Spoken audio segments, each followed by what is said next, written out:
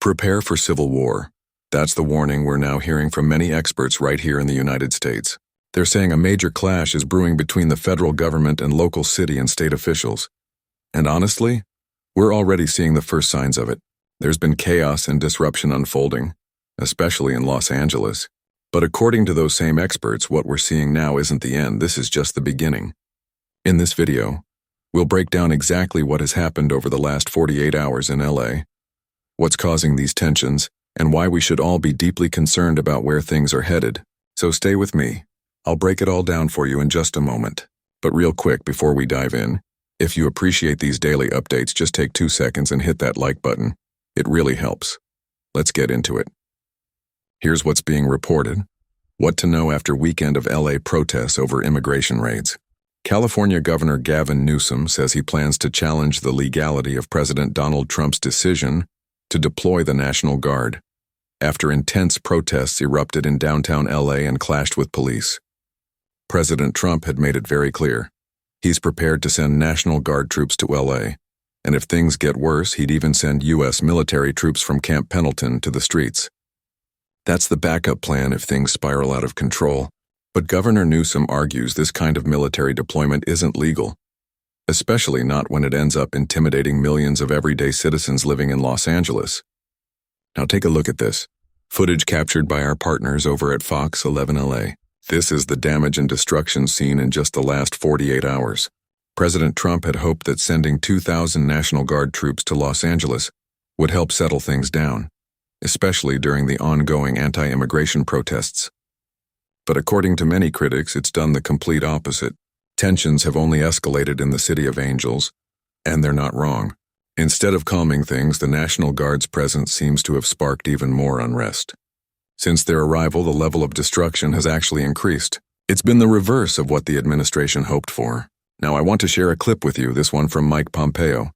Listen closely to what he has to say. He starts by referencing a tweet from Defense Secretary Pete Hex. Given everything going on in LA, it's worth paying attention. The tweet reads in part, "The Defense Department is mobilizing the National Guard immediately to support federal law enforcement in Los Angeles. And if the violence continues, active duty Marines at Camp Pendleton will also be mobilized. They are now on high alert. And here's the most intense part. The violent mob assaults on ICE and federal law enforcement are designed to prevent the removal of criminal illegal aliens from our soil. This is a dangerous invasion facilitated by criminal cartels, aka foreign terrorist organizations, and it poses a major national security risk. Under President Trump, violence and destruction against federal agents and facilities will not be tolerated." Let's unpack that for a second. When they refer to violent mob assaults on ICE agents and federal law enforcement, they're saying the real aim is to stop the deportation of criminal illegal immigrants. This debate has been going back and forth for months. Federal authorities are targeting individuals who are not only undocumented, these are people being tracked, investigated, and deported based on violent offenses, not just for crossing the border. And here's where it gets more personal. A lot of Los Angeles residents, many of them Hispanic, are fighting for their families. They feel their loved ones are being singled out because of their skin color, language, or appearance. They worry about ICE agents showing up outside Home Depot, picking people out of a crowd, asking questions like, "Who are you? What's your name? Are you here legally?" And if the answer is no, deportation proceedings begin. That's what's escalating the fear. Governor Newsom is now saying clearly, "I don't want you in my city." And this is exactly what experts are warning about. A potential clash between a state governor and the President of the United States. If things keep heading in this direction, it could spiral into a full-on civil conflict with the federal government and National Guard on one side and the residents of Los Angeles on the other. And let's be clear, many of those residents are American citizens, people who are active, positive members of their communities, but who are standing up for their friends and family. This is the powder keg. So, what does it all mean moving forward? Experts say what we're seeing in LA is just the start. More cities may soon face similar protests. We're going to see more residents standing up against ICE, clashing with local law enforcement. While police departments may try to de-escalate, that's not always what happens.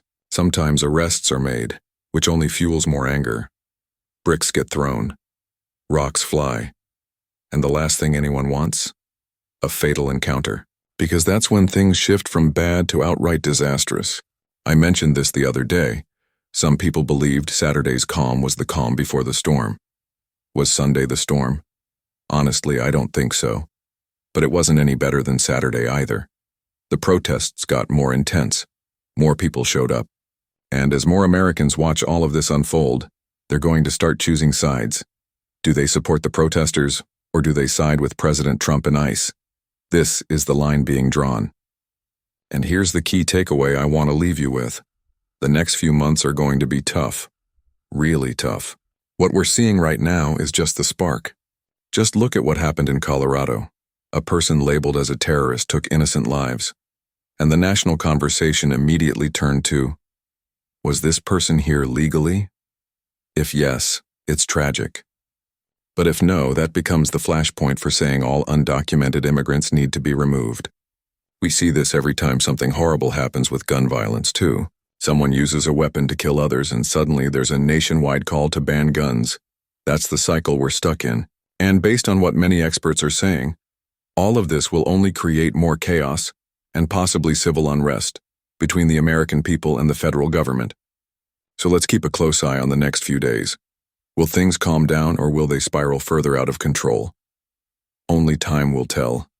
But if the warnings are right, we need to prepare for civil war. Thanks for watching. Stay informed, stay safe, and watch till the end of our updates for the latest.